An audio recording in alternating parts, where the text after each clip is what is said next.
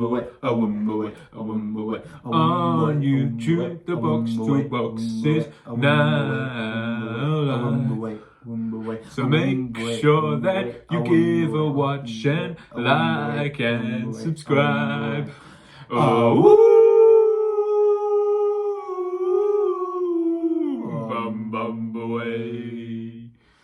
Welcome back to the Box2Box podcast, episode 3, but part 2 of Premier League predictions. Indeed. We've been away for a little bit, but we released episode 2 a few days ago, and we're here to, re-record part 2 of that because, as mentioned, the second part of the video got corrupted, which is very unfortunate, but here we are. 9th to 1st is on the agenda today. It is. And we are going to whiz through those for you. Well, not too quickly. No, it's a podcast, but yeah. We're going to keep it rolling. We'll keep it flowing. There's a couple of things before we start. Insta, the Box2Box podcast. TikTok, the Box2Box podcast. It's not too late to join the FPL. If you want to, check our Instagram for the codes, or it's we'll leave it in the description as well. Yeah, 2Y7KNN, all letters being lowercase. Memorise it, mate. Oh no, it's right there. Just got it in my notes. So make sure you want to join that if you want to get involved. A few prizes up for grabs there. But let's get back into it. Before we get going, for those people who didn't see the first part, just whiz through 20th to 10th. You give me yours, I'll give you mine. If you want to go and see why we put everyone where they are, go watch the video. Link in description. Or we might even put a little I button. We might. If we can figure that out, then where is it? Sure. Like there. Might be a little I button about there. We left. Oh, it will be there. Yeah, probably. Yeah. So, go on. You give me your 20th to 10th quickly. So 20th, I went Bournemouth. 19th, Fulham. 18th, Everton. 17th, Southampton. 16th, Palace. 15th, Brentford. 14th, Forest. 13th, Wolves. 12th, Leeds. 11th, Brighton, and 10th, Newcastle. And what about you, George? I went 20th, Bournemouth. 19th, Southampton. 18th, Fulham. 17th, Leeds. 16th, Brentford. 15th, Everton. 14th, Villa. 13th, Nottingham Forest. 12th, Crystal Palace. 11th, Newcastle. And 10th, Brighton. Cool. As you said, if you want to hear full reasoning behind those, go check out. Yeah, well, even if you don't want to see the full reasoning, check it out anyway. Okay. Cool. Should we jump right into who we both went for ninth then, place. George? Yeah, let's go. So, I'll let you go first. Who did you go for, mate? 9th place, Wolverhampton Wanderers. Reasoning? Yeah? What did you go? Why was that? I thought they were really good last year. I thought they were strong. I thought they were... Dropped off towards the end, though. Dropped off towards the end, but looking like they were building something. They've signed Guedes recently from Valencia. It's undisclosed fee, but we're back in 30 million. Very good signing. Portuguese international? Or under 21. Definitely on the verge, in a way. Yeah. Very good signing. Very good signing. I think he's going to add a lot to that going forward, because they definitely did lack goals last season. But defensively, they're very good. Obviously, they brought in Nathan Collins and shipped out Cody, which is an interesting decision. Obviously, Cody brings a lot of leadership skills, but he's getting older. Nathan Collins, not a bad player at all. So not a bad player, Not a bad player. So I think they'll be similar to how they did last year, but I think they're going to hold on for a bit better position. And I think 9th is where they're going to finish. Yeah. Challenging for those European spots, but not quite there. Yeah. I mean, I put them in 13th, 4 positions below, but that's purely because I think Leeds, Brighton, and Newcastle, in my opinion, are just all above them. And also Aston Villa, who I've gone for in 9th. The reason why I went for Aston Villa in 9th is because they had a great window. I think Stevie G's now had half a season and a summer season to kind of gel with the squad and kind of get the way he wants to play into those players, and I think he's brought in some great signings, like, for example, Diego Carlos, brilliant signing. Like, he could be playing for most teams in the top 6, definitely United. Chelsea would be. I think Chelsea would take him most teams now. would happily snatch him up. Yeah, I mean, probably not Arsenal, City, and Liverpool, just because who they've got, I believe, is probably slightly better than him. Interesting. For a fan that, for personal opinion, Diego Carlos walks into your Arsenal team.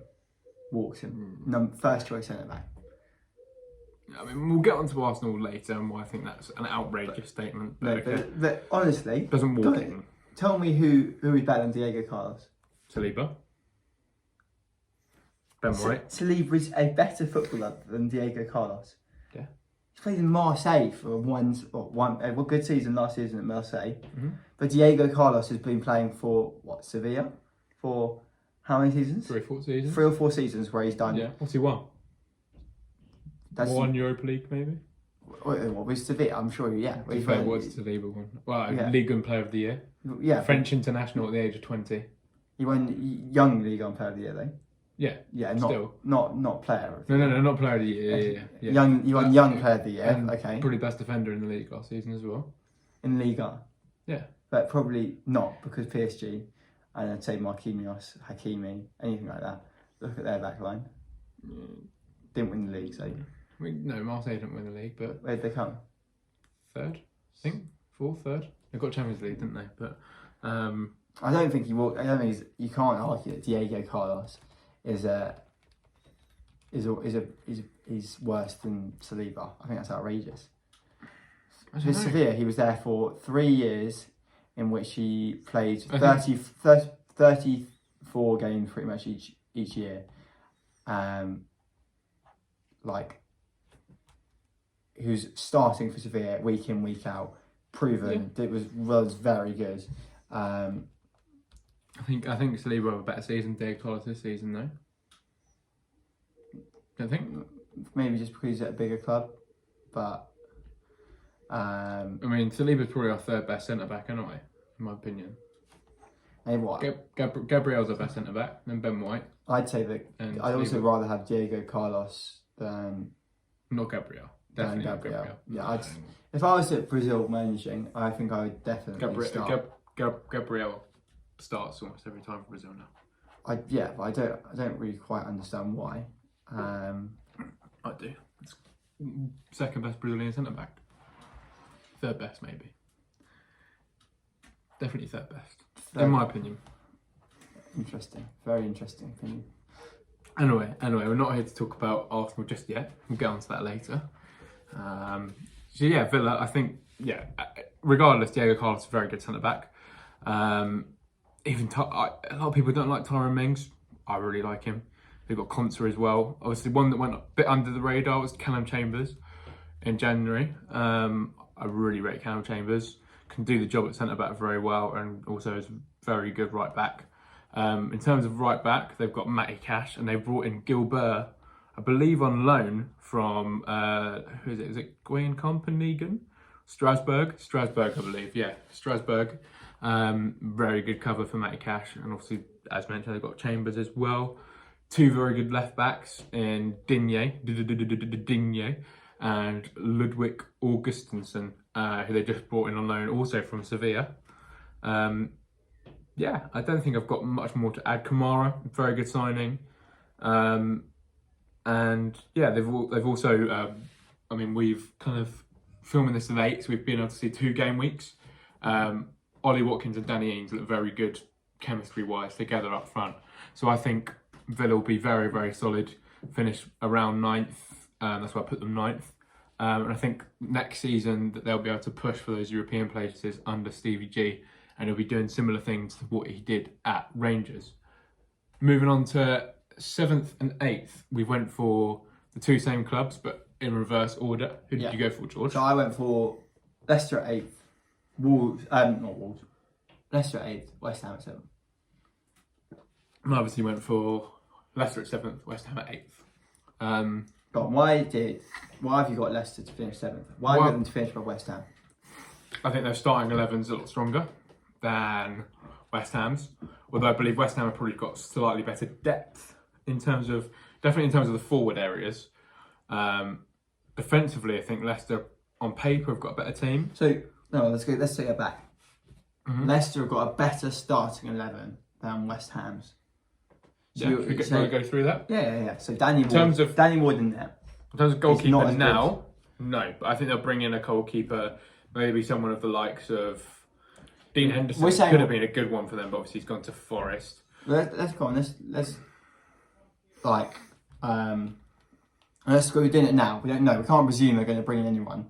No, I mean right now, obviously West Ham are two better keepers actually. I'd say. Yeah, I'd say two. Yeah, I would agree. Potentially even three. I mean, who's West Ham's third choice keeper?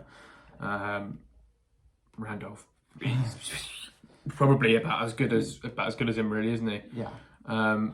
But okay, keeper definitely they win. But then their starting back line is Justin, Johnny Evans, Fofana, and Luke Thomas. They played yesterday. They played Fofana, Evans, and Amati. Yeah, they're back three. They're back three with Justin and yeah, I believe that's because Castagna, I don't think Thomas is 100% fit yet, so they're playing Castagna and as a wing back. For their starting 11, I think their best 11 is probably in the back four for me, with Justin right back and Luke Thomas at left back. Because Castagna is more of a wing back. We lined this up against West Ham's starting 11. Which was, you got, I believe, Cresswell, Zouma, Soufal, and at the moment it's been Ben Johnson. But they're missing but they've obviously got Ogbonna and Dawson that are currently out injured. Yeah. And they've also got that Aguirre guy from Stade Rennais that they signed for about 10 million. I would argue, so Fabianski, I'd argue, is a better player than Danny Ward. Yeah. I'd argue that Justin is probably the better right back of them. Yeah, I think Koufal wasn't great last season. Obviously, great when he first joined. Yeah. But wasn't as good last season. Did suffer with injury. Plus, Koufal's probably getting on. He's probably about 30, 31, I'd imagine now. Whereas Justin, I believe Justin is 29. Koufal. Justin is where is Justin? 24 now. So Okay, he's just about to enter his prime, really. Yeah, so Justin arguably better at right back. Going through centre backs, I think. I'd say goalkeeper West Ham probably win. Defence is probably about level, to be honest. We're also missing Ricardo Pereira, who's a very good right back. But I think if I was Brendan Rodgers, I'd be thinking to ship him off because Justin is better, and probably so is Castagna, to be honest. He's had his day in here, Ricardo Pereira. He's getting on a bit, but I think defence is arguably pretty similar. I mean, moving to the midfield, I think Declan Rice is arguably the best. Well, he is the best holding into box-to-box midfielder there is in the league. Oh, 100%. I think he outshone everyone in the league last season. Yep. Kante, Rodri, all of them. He outshone them all. Fabinho. I think Rice is, and you're looking at Souček, who had a great season last season. Definitely started season before. Huh? And the season before. Souček before that as well. Yeah, and now Ben Rama in that midfield. With Bowen, Fornals, and Antonio up front. Yeah, I mean, I think Leicester's kind of starting midfield three and front three is probably better than What West Ham's. What midfield? So the starting midfield would be Ndidi. He's probably the second or third best at what he does in the league in terms of intercepting and playing it to the next midfielder. Yeah. You agree? Yeah, Rodri, but I think Ndidi, Declan Rice Partey, is so clear. Fabinho as well. I think Rice is so clear of that. progressive. Souček is, I don't know. Yeah, and then Dewsbury Hall and Tielemans. Yeah, I mean, Dewsbury Hall's been starting hot. Yeah, he's very good. Had a very good season last year. Offered a new contract. He's now got a contract till 2027, which is a long time. He's only 23. Looks like he's kind of finding his place in that Leicester team and making that kind of left centre mid spot his own. Yeah. And Yuri Tielemans, he's one of the best at what he does in the league, isn't he? Mm. Might not be there in a few weeks. Might be at Arsenal or Man United or Chelsea. Did you see the Arsenal fans chanting? Yeah, the Arsenal chant yesterday. So Arsenal Leicester was yesterday, and Arsenal fans saying Yuri will see you next week. Yeah. So I think they're pretty confident they're going to sign him. I think it looks like he's our top guy, like our kind of top target for getting that across the line before the end of the window. I hope it gets done because he just takes our midfield to the next level. Although, I mean, Granit Xhaka looked brilliant yesterday. But as I said, we're not here to talk about Arsenal just yet. Go on to that later. And then Leicester's front three is brilliant, really. I mean, it's out there with the top six's front three when everyone's fit of Harvey Barnes, Maddison, and Jamie Vardy. Harvey Barnes, Madison, Jamie Vardy. Yeah, although you got Jarrod Bowen, who was better. One of the best right wingers in the league. Yeah. He was better than one of those that front three all last season. Oh, him alone, yeah. But then Vardy's And probably the most kind of consistent forward, apart from Harry Kane, in the league over the last five years, isn't he? yeah, I would agree. And he outscored Antonio last year, 15-10. Yep. So you're looking. He is In 11 less games as well. Yeah, an unbelievably clinical striker. Great finisher, yeah. And probably 4 hours. Harvey Barnes. You're talking pretty like for like. Harvey Barnes splits opinion. I think he's quite good. Harvey Barnes, very good. I'd take him at Arsenal. We're looking at depth for wingers and interchangeable forwards. Harvey Barnes would be brilliant, but I don't think Leicester will let us have Tielemans and Harvey Barnes, and we're also still trying to chase Maddison as well. So I don't think they'll let us have all three of them. Yeah, but interestingly, I think Harvey Barnes would not make the England squad. No, that's because the England squad have so many good assets. I think. I mean, he's half Scottish, so he can choose to play for Scotland. I think Bowen will. You think Bowen will make the England squad? Yeah, I'm pretty confident they will. I think he deserves a spot. I think he's one of the few boys that really put it in last. I think in terms of form and in terms of recency, if it was the World Cup next it. week, Bowen makes it. Yeah, for me. Yeah, but I don't think he's a better player than Rashford and Sancho in terms of ability. No, although Rashford hasn't done it for a while now, and that's a United fan talking. And I can't take him at the moment on the back of how he's performing, because he can perform like that. Right. I mean, a few years ago he was probably starting 11 for England. Really. Oh yeah, and now he's but probably not even in the top 10 English forwards. Yeah, I mean it's a sad reality. I think it's a very sad reality for a United fan. But I think you're pointing that Leicester's front 11 is going back to that. I don't think it's that much better. No, it's probably... And the depth of West Ham is definitely there over Leicester. And Leicester have made no signings. They're the only teams to make no signings. That is true. One of my big things I did want to talk about Leicester was this man here. I can't say his first name, but I'm going to say Boubakary Samare. They signed him last season, had a few niggly injuries, which mean he didn't really get a consistent place in the team. But I feel like he's someone that if they did lose Tielemans, I think he's very capable. From what I have seen of him playing in France and playing a bit for Leicester last season, he's very capable of taking that spot. Reminds me a little bit of a Yaya Toure kind of player, all kind of hold off, drive forward, can find those balls. Yeah, I feel like it could be kind of his season as well to kind of, if Tielemans leaves, to take that spot, or if Tielemans doesn't leave, then to kind of push for that Dewsbury Hall place. And I think he can really shake things up, and he's a very exciting player. Yeah, I think we can both agree though. West Ham and Leicester, they're going to be pushing They're sort of on level. Yeah. They're going to be pushing for that 7th. Yeah, and in my opinion, I don't think Villa are that far behind them either. Right. Whereas I would say the Villa is a whole step down below them.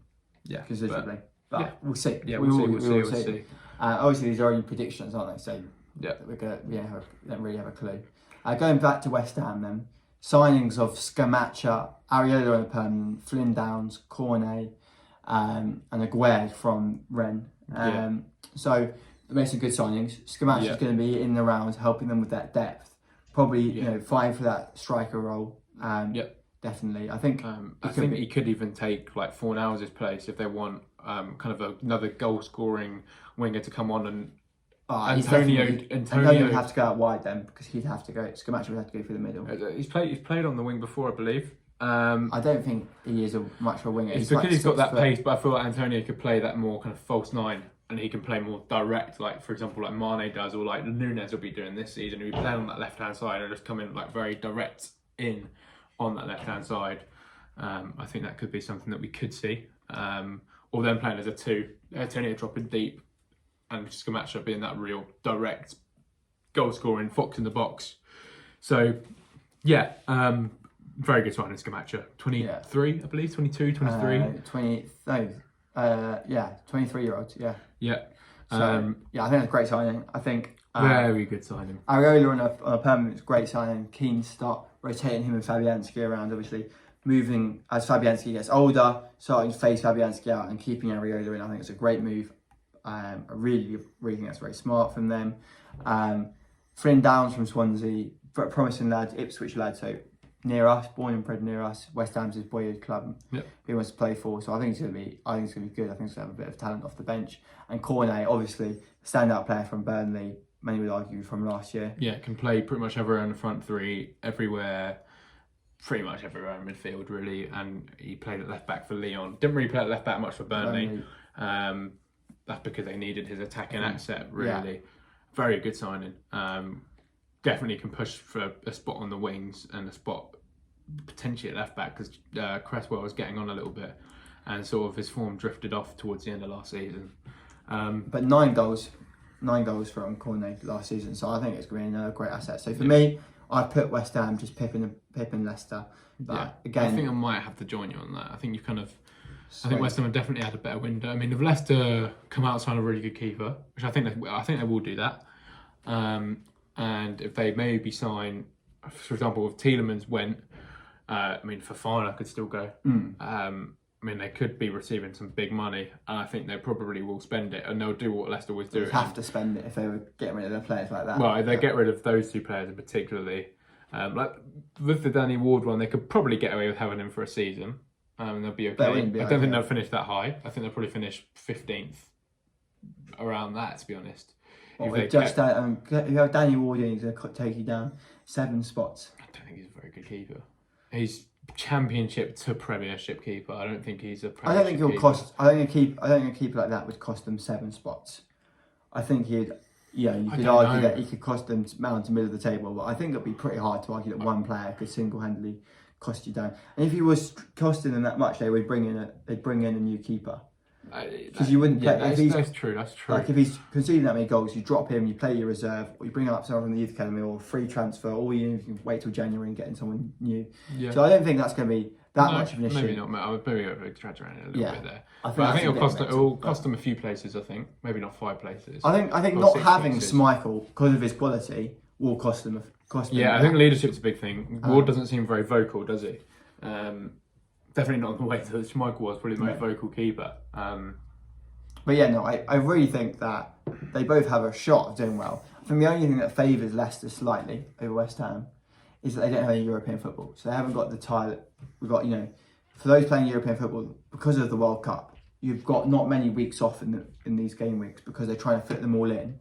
So it's kind of game on a Saturday or Sunday, normally a Sunday, midweek game, Sunday. I know for West Ham, they've got a lot of Sunday games this year because of their European fixtures. And I don't know about how many players of theirs will make the World Cup. But you imagine Bowen's going to probably go. Or we're talking about, if these guys are having good seasons, Maddison and Bowen and Barnes, if they have good start to this season and they end up going to the World Cup, that could affect their form later in the season if they're tired and stuff, which would be understandable. So, who knows how's that going to affect these teams? Exactly. And also, it might benefit them as players. They might not have loads of them going to the World Cup.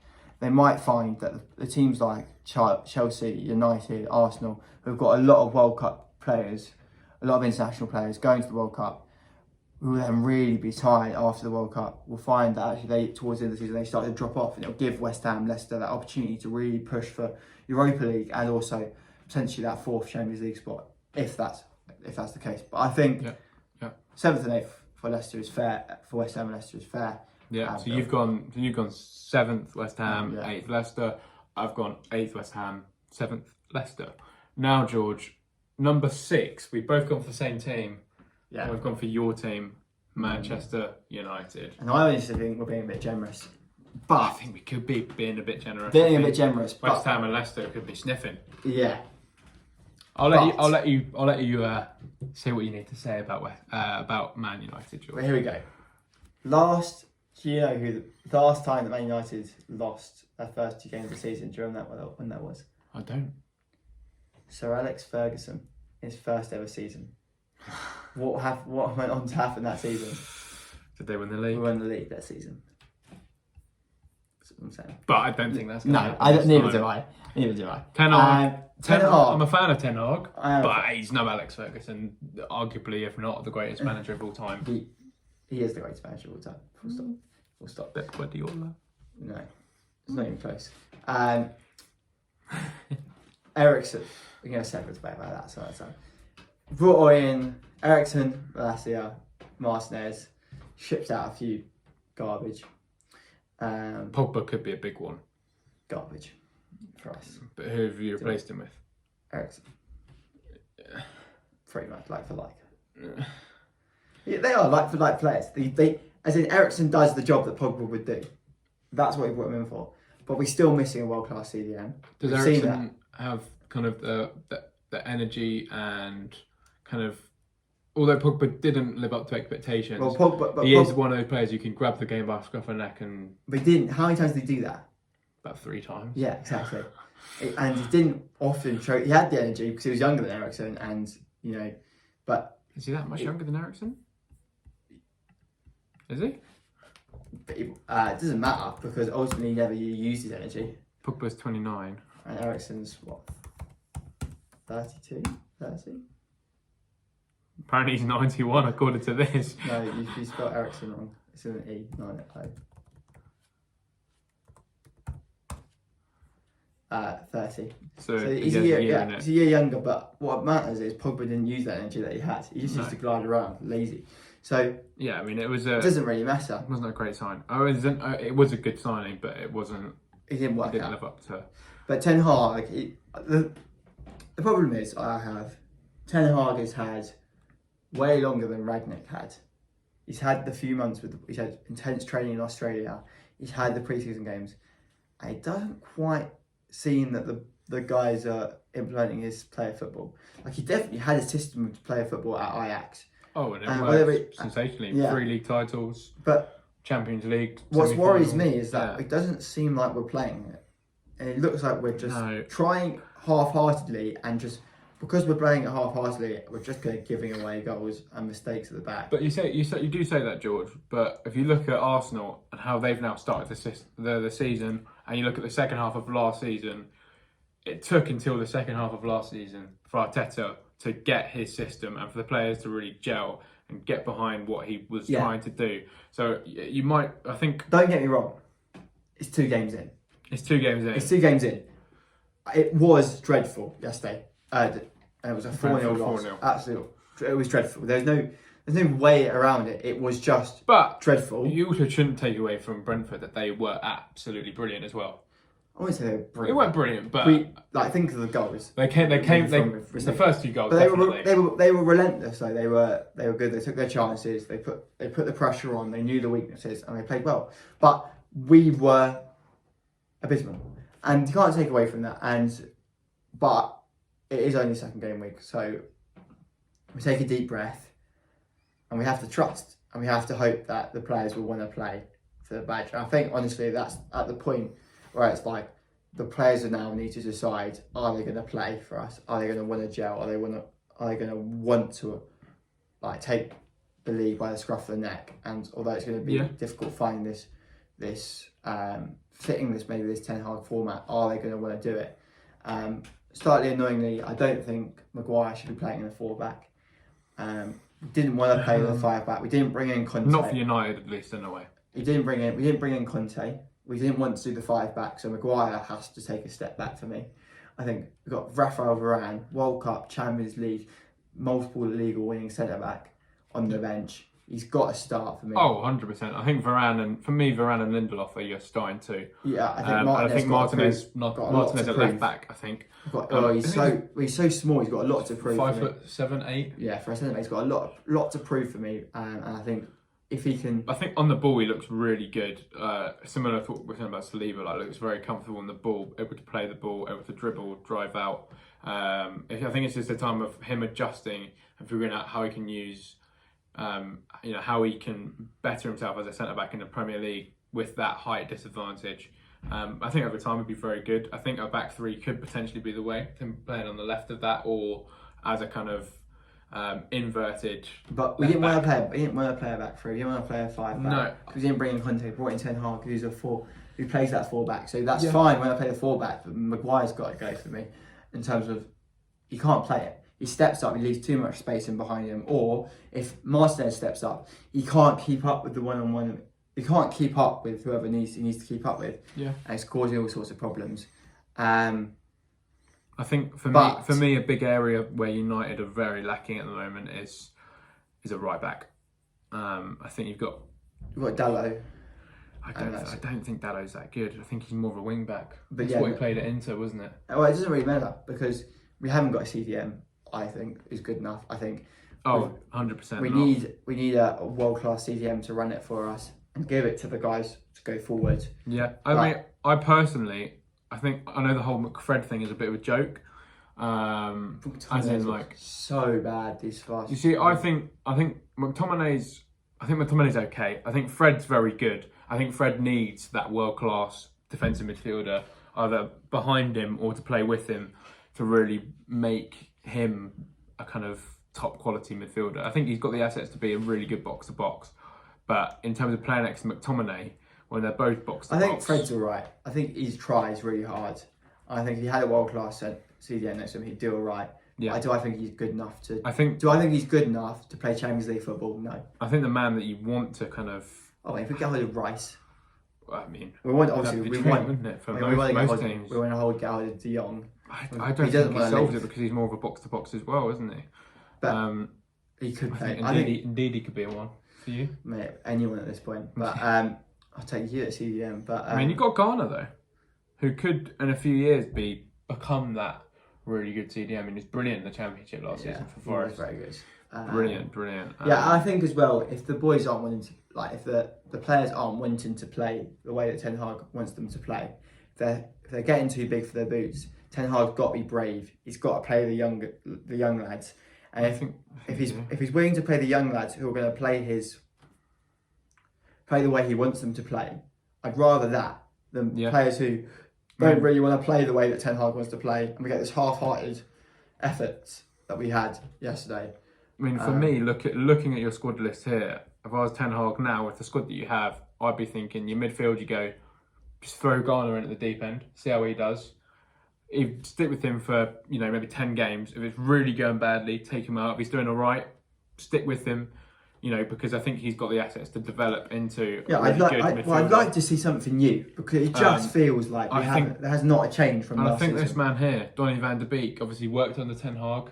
I think we all know how good a player he is. We saw that in that amazing Champions League run that they had, like dominating Real Madrid, and he's got all the assets to be a really, really top centre midfielder, and I think you got to try him. I think personally, not as your DM, but as your kind of number 8. I don't mind him. I need Ten Hag to try something. Yeah. That's what I feel. It feels like he's brought in these players, he's chucked them all into a team. It doesn't feel like anything new from last season. It feels like we've just carried on that same dreadful form from the end of last season, and it's just going worse and worse. Yeah, but I mean, what do you think? Bruno will have a good season this year? I'm not sure. At this point, after 2 games, I'm feeling pretty defeated. But we do got to trust. We've got to trust the system. We've got to give him a few games. For me, 10 games. I think Ten Hag's got 10 games to prove himself. And you think if he doesn't sack him? If he keeps it on this way for 10 games, yeah. If he's not seeing any improvement inside 10 games, I don't know. I think you still with him. Give him the season, I think. Unless it's literally going off and you look like you're going to get relegated. Yeah, if we're not getting some sort of improvement inside 10 games, we're going to be struggling to even make top half, which is not right. Yeah. But we will see. We will see. We touched on it briefly. Sancho and Rashford, obviously they've got the potential, the sky's the ceiling for them really, isn't it? And they look so good in pre-season. That one makes it so painful. I mean, Sancho as well. I think Rashford... I think if he doesn't come back to his form this season, I think he's got to look for that move away to like a Chelsea or even an Arsenal or even like a West Ham, or I'm sure Barcelona, or for example like Bayern would be. PSG won him. PSG won him, but he doesn't start PSG though. No, but that's I mean, like there are teams wanting him, so Yeah, we'll he's see. a top quality player. I mean, I'll take him at Arsenal, 100%. No, not he on wouldn't his start current for form. us. Not on his I'd still take him. We We get him for a cut price probably because he's not playing very well. And obviously there's the big man, number 7, Cristiano. Yeah, no. I love him. He's the goat. Of course he's the GOAT, but he doesn't look himself, does he? And he wants to leave. He wants to leave, but I hope he finds it with himself to play for us one more season. Yeah, and he could be that one that can kind of get you across to that Europa League or potentially even push for the Champions League. I think if Ronaldo can decide to get behind the Ten Hag system and push it and bring that energy to the club, I think it'll make a difference. Oh, 100%. He's the real leader there, isn't he? So yeah, I mean, I'd also love to see a bit more of Blassia because he's a baller, full stop. Yeah, a bit of a weird signing, but I love him. I love him. I saw anything I've seen of him I've really enjoyed. So I'd love to see a bit more of him. So, but anyway, I think 6th would be a great finish for us. I think from because the new I think manager, the 5 clubs above you are quite a bit above you. Yeah, I think if we can finish 6th with a new manager, building a new system, Be a decent season. It'd be a good season. Decent season. I'd be happy. And then you'd have, they'd be like, okay, you've solidly shown you're still in that top 6. And then we can build on from what we've done. And I think, like, for example, then you can go, okay, let's make some signings, make us push for top 4, maybe consistently get that for another season after that, and then the board will be like, okay, but also now we'll give you the money to go and challenge the title. They're giving us the money. It's just the players that we attract will be. Yeah, but like Martinez, he's a big money signing, but he's not like a huge signing in terms of a name, is he? In terms of like he hasn't really proved it in the top 5 leagues. Although you have to be careful. I was watching back a clip the other day. It was Mourinho, and he was saying, look at Kevin De Bruyne, look at City. They've won the league so many times. Look at De Bruyne, look at like Foden, look at their midfield, like Rodri, look at they're Grealish, all of that. Like they are. Although they've spent quite a lot of money on these guys, they weren't initially, first season, they weren't great. They are a product of sticking with them. But in terms of like, De Bruyne was a big name when they signed him because he had an amazing 2 years at Wolfsburg and everyone wanted him. But the thing Arsenal were they've invested with him in over time. And like, not necessarily it's going to all click straight away. And we've got to understand, you can't just buy in players for all this money and expect them to suddenly just win us the league. Like, it's going to build slowly over time.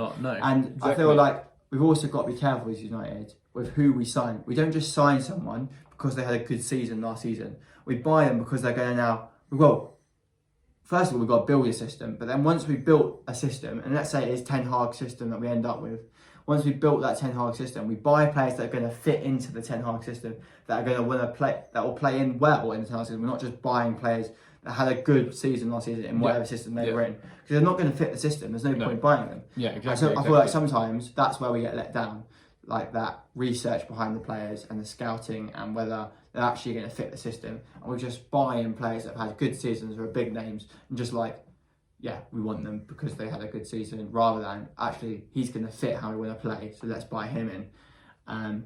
But yeah, we'll see. I think 6th would be a great finish for us. Gone 5th. 5th. We both got the same team. Both gone the same team again. Both gone for Chelsea. Both gone for Chelsea.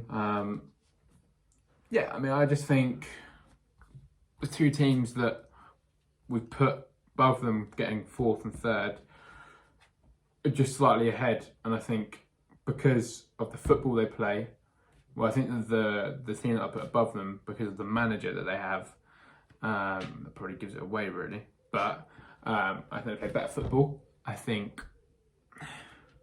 I think the teams that they put above them are better. And I think the transfer business that they've done isn't the greatest.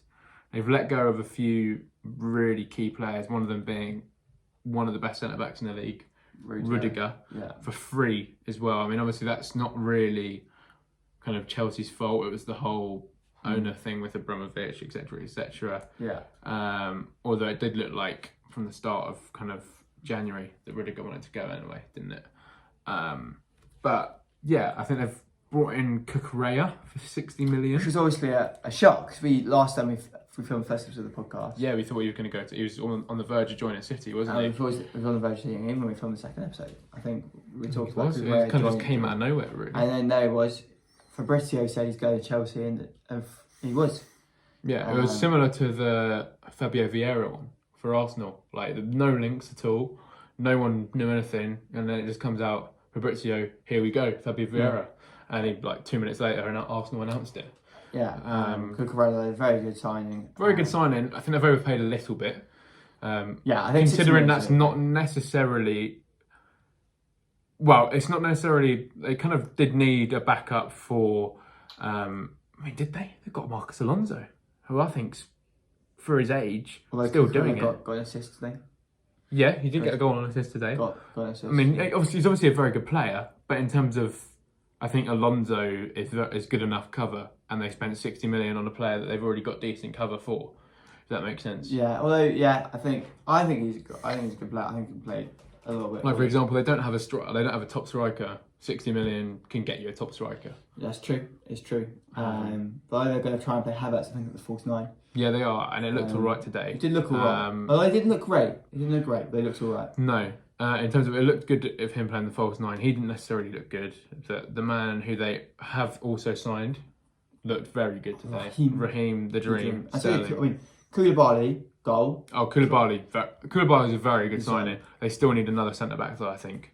But yeah, no, I think they'll be fine. I think they'll be 5th. I think they may push for that top 4, but I think ultimately they're going to drop off. Yeah. Because I think, as you said, they're missing out on that striker. I think the 2 teams are above them. Definitely above them, in my opinion, this season.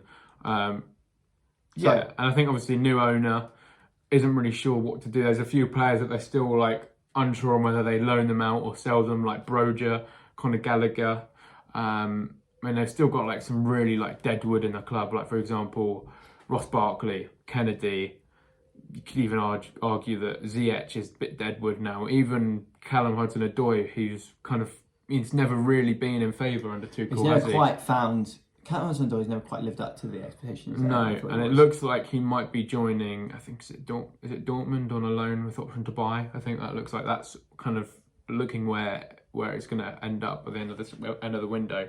I just feel like they're a centre-back, another kind of box-to-box midfielder, and 1 or 2 forwards away from kind of closing that gap between them and Liverpool and City. Although I do believe that... Yeah, I mean, for me, I think it's the striker. I think they're going to struggle. Striker's the big one, yeah. And that other centre-back, I think. Because they've only really got 2... I'd say they've got 2 world-class centre-backs. Koulibaly and Silva. Yeah. I wonder if they brought in Cucurella with the idea that someone like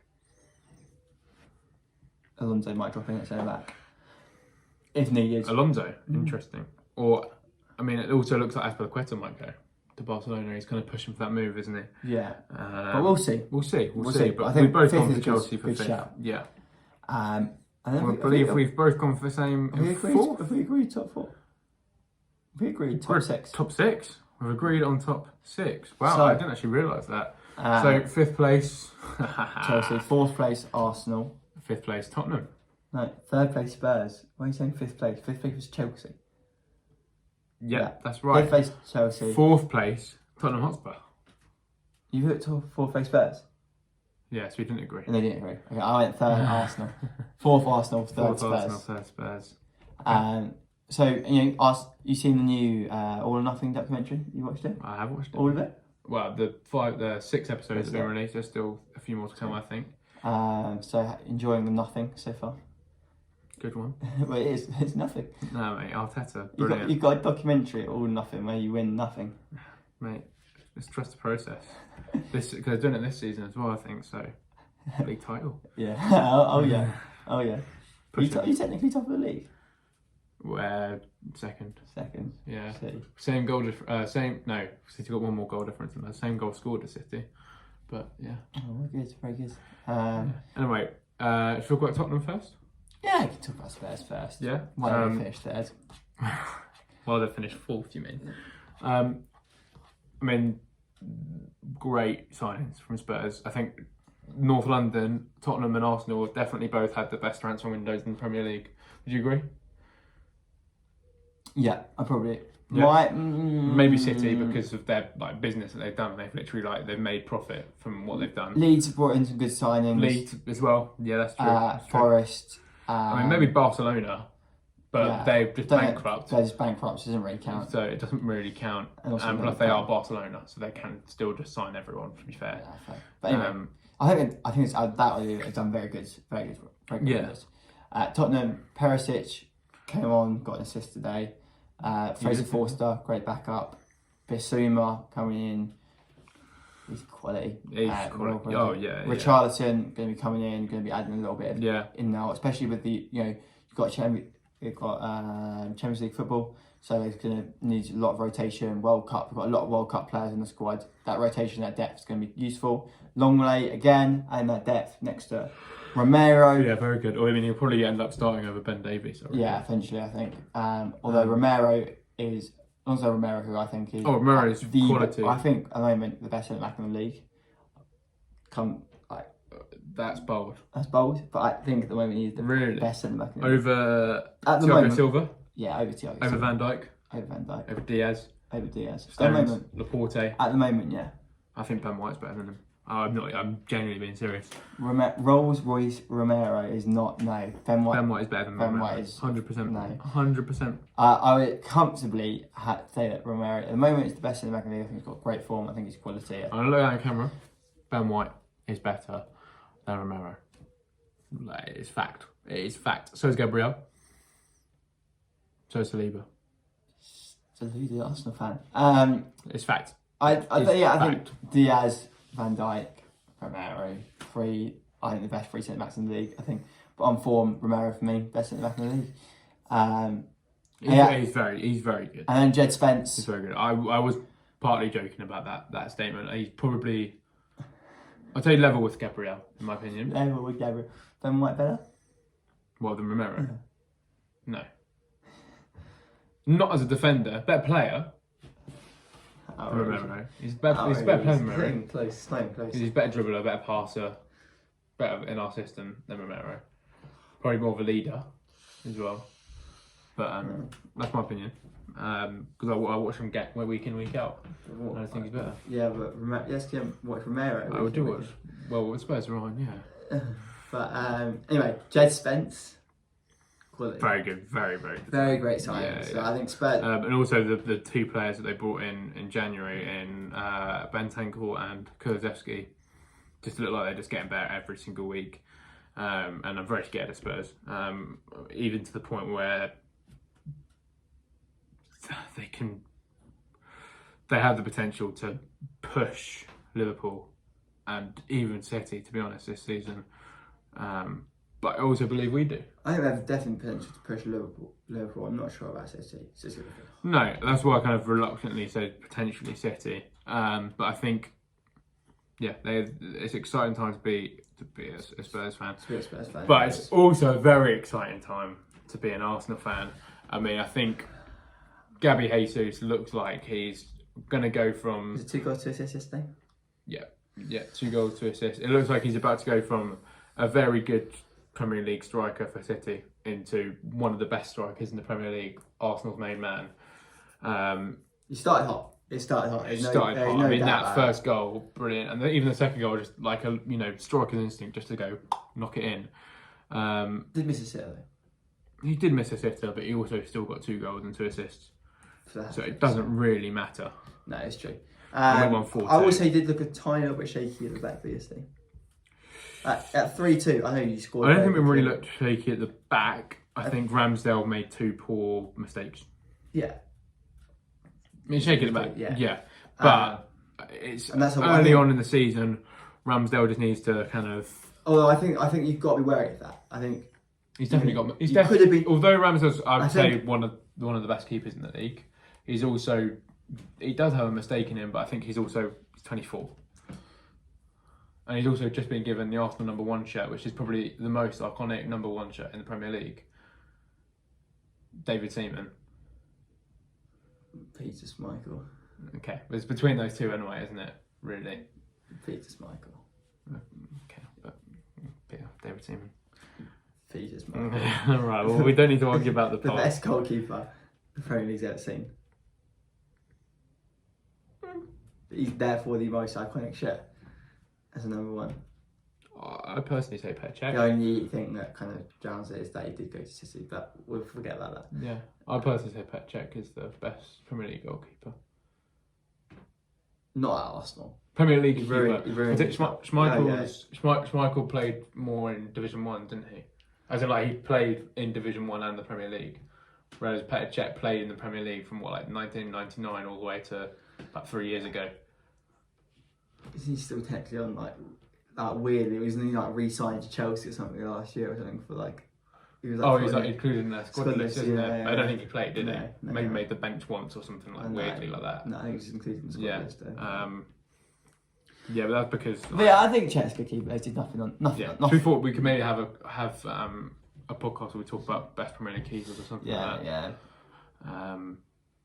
But yeah, no. Let's get back onto Arsenal. Big one, Saliba coming back on from loan. As we talked on briefly, Ligue 1 Young Player of the Year last year. I believe he also won Ligue 1 Best Defender of the Year.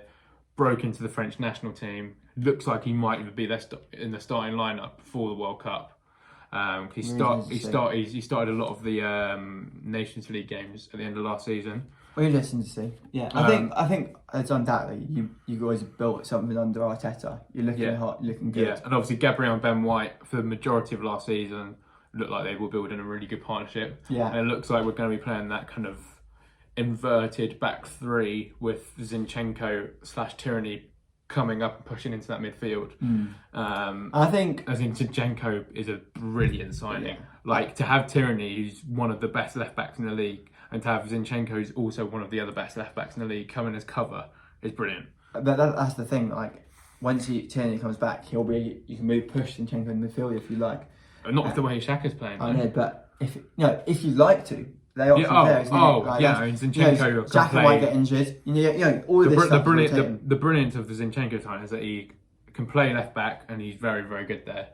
Can play centre mid or number 8, even probably number 6/number 10, which he plays for Ukraine, and he could also play right wing, left wing as well. He just offers that versatility, and obviously it looks like Thomas Partey is all right. I mean, we won't go into that too much details. But it looks like if he can stay fit, and then jail. Out of jail. Yeah, if he can stay fit, then it looks like we'll be absolutely fine in that midfield. I'd still like to see, like I mentioned earlier, another signing. Tielemans would be ideal. Also linked heavily with Milinkovic-Savic. To be honest, even if it was like... Do you think you're getting another sign? Realistically? I think we'll get one signing, but I'd like 2 more. I'd like another interchangeable forward/winger, and really good number 8 to challenge Xhaka and Zinchenko for that place. But yeah, I think my worry for you guys would be one more big injury in the team. I think if Jesus injury, I don't think that's too bad. Jesus injury, I think Nketiah can do it. I like Nketiah. He scored what, 8 goals last season? Was it 8 goals? What, in the Premier League? I think so. Was it 8 goals in all comps? It was 5 goals in 8 appearances. That's what it was, wasn't it? In the last 8 games, he scored 5 goals. Sorry, I believe, and he scored 8 goals in all comps last season. Is that right? Scored 5 in the last 8. He scored 5, but he scored 2 in that one. He scored 2 goals in 2 games. And he scored once in the last game of the season. I don't personally. Nketiah for me is not good enough to. I'd be worried if Jesus gets injured. I think Nketiah you're worrying about playing Nketiah. I think I wouldn't be too worried. I would be worried. He proved himself. I think I'd be worried if Partey got injured as well. Obviously, got probably the most iconic, if not second most iconic number in the Premier League, number 14 for Arsenal, because of who wore it in the past, like Henry, Walcott, Aubameyang. I wouldn't say Walcott and Aubameyang. No, but as much to the 14. Aubameyang did. Yeah, but I'd argue that Aubameyang isn't iconic to Arsenal like Henry or like Bergkamp or anyone like that. No. Like Aubameyang ultimately left your club in a state. Yeah, I mean he's not. in terms of the way he left his club, and in terms of Omri, Bergkamp, Pires, Liam Brady, etc., etc., etc. He's not that kind of legend, but he's definitely an Emirates era legend and one of the best, if not the best, Emirates era players. Better than Ozil, better than Sanchez, better than Ramsey. Not even just better, more of a legend than Ozil, Sanchez, Ramsey. Not more of a Koscielny, not more of a club legend than Vermaelen. That's a bit of a joke. He's definitely more of a club legend than Vermaelen. Really? Vermaelen, yeah. Yes. Captains us to an FA Cup, Aubameyang. Got two Premier League Golden Boots. Did he get 3? Might have got 3. Definitely got 2, I know that. So, yeah. And I think the way he left the club tarnished it. This Amazon documentary's definitely tarnished it. But I think he's probably... Ozil's probably the best Fabregas is probably the best Emirates era player, but because he was obviously played 2 or 3 seasons at Highbury, he's not like purely an Emirates era player, is he? Because obviously he had a bit of involvement in the Invincibles, and obviously he's very good in that last season at Highbury. Van Persie as well, but obviously he's played a bit at Highbury. So I'd say he's probably maybe after Ozil, in terms of what he did for the club, probably the second best Emirates era player. But he's not a club legend in the way that like Walcott, Ramsey, even Wilshere are, because they kind of came very young. I mean, Wilshere obviously came through Hale End, understand what the club means, and they play with so much passion. Alexis, in terms of ability and those 2 seasons that he had, he's very much up there, but the way he left was horrible. Yeah, but I don't know. Anyway, we're going back to predictions. I think all I was saying was I'd be worried if Jesus got injured, and I'd be worried if Partey got injured. I think I really. If Partey gets injured, I think we're in big trouble. Because I think maybe after next season it could be okay. But I think this season will be very good for someone like Lokonga. So back in like Europa League, it won't be as serious as the Champions League, so you won't have that pressure. You can just kind of, be playing against like Dundalk and like young boys and stuff in our group. So someone like Lokonga he'll be like our main like holding midfielder in that competition, and he'll get some really good experience. Probably, hopefully, we'll have better runs in the cup. We had a very good cup run last season. Obviously, went out in the semi-final. But having a good run in like the EFL Cup and hopefully the FA Cup, he'll get some game time there. I think next season, someone like Lokonga will be ready to really offer us really quality depth, and he's only still 21, 22, Lokonga, in that kind of defensive number 6 to number 8 role. But in terms of what Partey does, yeah, he's so essential. He's one of the best in the league at what he does in terms of picking up the ball and then like dribbling it out and passing it out. So hopefully he can have a season where he stays fit for the whole season this year. But yeah, I think it's going to be close between you and Spurs. I do think Spurs are going to nick it. I think Son, Kane, Kulusevski with Richarlison, Højbjerg with Romero and Longley, and got that backup like Lloris all the way through. I think Jed Spence. I think they've got better defensive options and midfield options than Spurs. I think they've got probably the best front 3 in the league. Starting front 3, that is, anyway. Kulusevski, Son, Kane. What? Salah. Nunes, Firmino. Nunes, Jota. Nunes. It's okay. It's definitely. Diaz. I think Kane and Son as a duo. Yeah, are probably Kane and best Son. two forwards. Oh yeah. I think Kulusevski's so good. Kulusevski's so good. So I mean, he's clear of Saka. He's not clear of Saka, but I think he's probably better than Saka as it stands right now. Clear of Saka, clear of Diaz. I think we're interested to see. He's not clear of them, but he's definitely slightly ahead of them. Clear. But yeah, so I think for me Spurs third, clear of Ronaldo. Arsenal 4. No. I'm just City now. Yeah, Spurs 4th, Arsenal 3rd. You went Arsenal 4th, Spurs 3rd. Cool. Right. So we move on to Liverpool. I'm quite conscious of time. You went for Liverpool 2nd, didn't you? I think the top 2, yeah. I think we agree here. I think it's pretty. We don't really need to say much. I think in terms of Liverpool, they've basically got the same squad as last season, apart from no Mane. Mane, replacing with Nunes. And I think over time that could potentially cause a bit of havoc. cause a bit of havoc. Yeah. What do you mean? I think they're going to miss Expand on Mane. that. I think they'll miss Mane this season and next season. But I think in terms of a long-term replacement, I think Nunes could potentially be better than Mane or as good as Mane. Like I think over time, because he's only 23, and he's not really. I don't think he'll. I think it's definitely a potentially. I think we're gonna wait to see. It's definitely potentially. Yeah. I think this season though, I think Firmino could be back. Interesting. Oh, I think they started the last game. Didn't look great against Fulham. Didn't look great. They did not look great against Fulham. I'm such a Bobby fanboy. I love Bobby Firmino.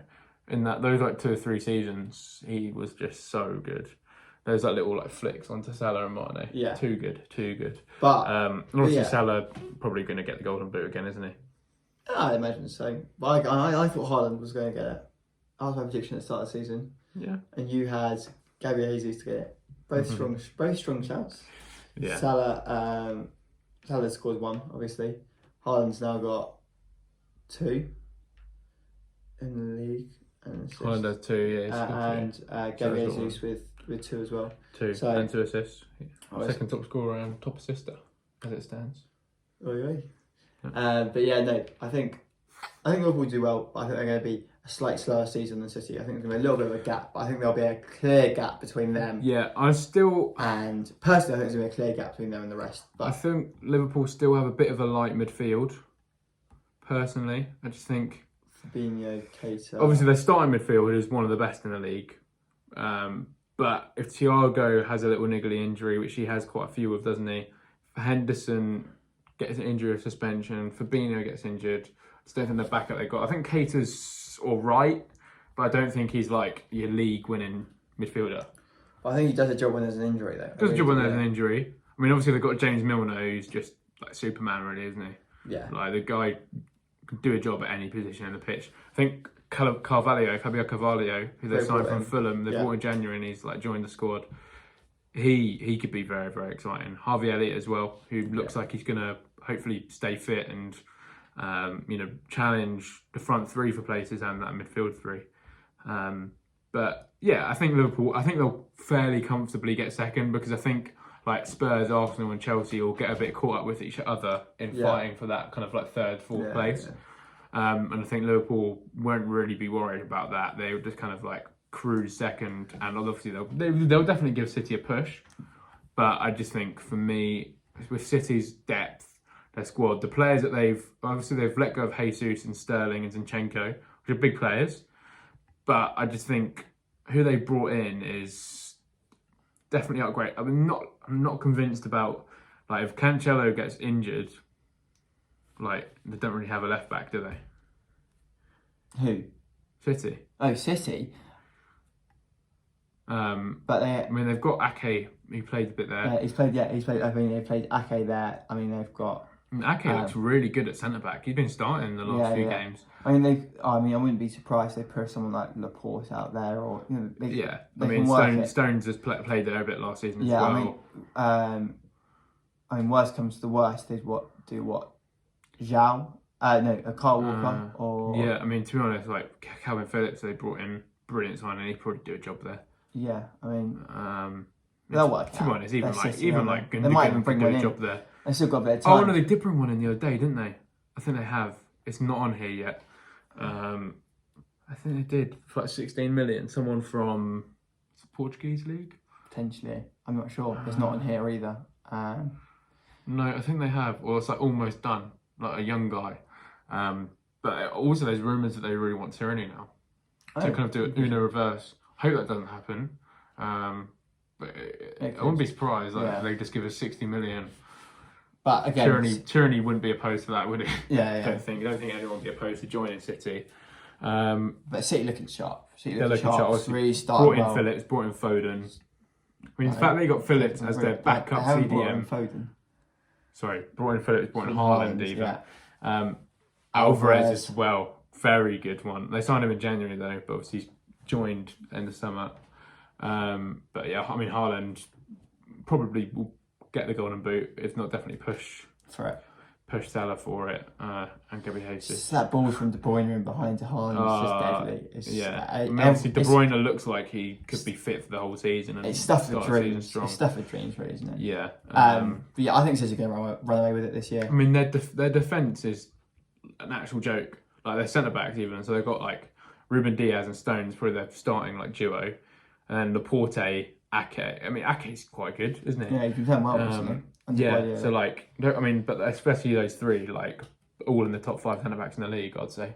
Not Ake. No, Stones and Laporte and Diaz. Oh, yeah.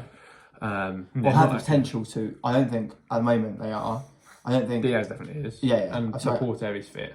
Stones and Laporte haven't been playing as much recently. No. So you can't put them in the top 5. They're both but injured. They have definitely the potential to get in there. Yeah, I mean, Stones for me is clear, like, by some distance, the best English centre back. Yeah. Him or Tomori. I think that's my starting two for the moment. I mean, I don't know how well they work together. But no, but Tomori is that kind of brute. Stones is, to be honest, can be a brute and can also drive with the ball, pass it out. Yeah. But yeah, I think because everyone knows what Liverpool and City have, there's not really much we have to say apart from applaud them really and just say that they just get better every season. But for me, I think City will win it slightly more comfortably than it was last season, winning it on the last day. Zinchenko assist. Yeah, I agree. I think City are going to run away with it. But yeah, I think there's still a lot to be excited about for this year. There is, definitely. Even if they City are going to run away with it, I think top 4 is going to be interesting. I think 3rd, 4th, 5th is going to be an interesting battle. I think Europa League is going to be a really interesting battle. I think United, Leicester, West Ham, that battle is going to be really interesting. So I think there's lots of exciting stuff to come this season. Definitely. I think that's a wrap. I think that is a wrap. I'll just say a quick reminder of the predictions. So do your top 6. My top 6. Yeah. Or do you want us to do the top use 9? it for a little cheeky clip. Why don't we run through the whole thing? Okay. And then do the top 6 separately? Oh yeah, we can do it after. Yeah. See your top 9 all the way through. So 9th Villa, 8th West Ham, 7th Leicester, and then my top 6 is Man United, Chelsea, Spurs, Arsenal, Liverpool, and City to be the Premier League champions. I've gone for Wolves at 9th, Leicester at 8th, West Ham at 7th, United at 6th, Chelsea 5th, Arsenal 4th, Spurs at 3rd, Liverpool at 2nd, City champions, as much as it pains me. Yeah. There you go. Cool. Well, thank you guys for watching. We hope you enjoyed this video. We'll get out as soon as possible. I mean, obviously it will be out for you guys. But yeah, if you enjoyed it, like. If you're not subscribed, subscribe. Check out our socials. Take it easy, guys. Peace.